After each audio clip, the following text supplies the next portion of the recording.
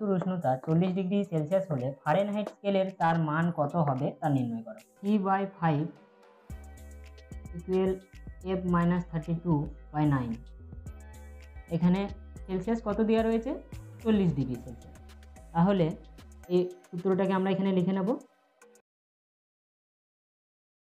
দেখো যে এখানে সেলসিয়াসের জায়গায় কি লিখব?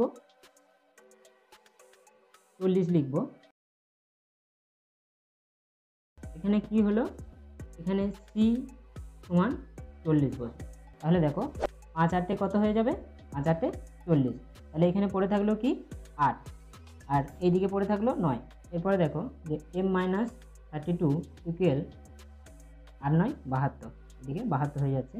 তাহলে f সমান 72 বিয়োগ 32।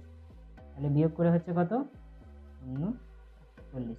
তাহলে এটার উত্তর হয়ে যাচ্ছে আমাদের 40 ডিগ্রি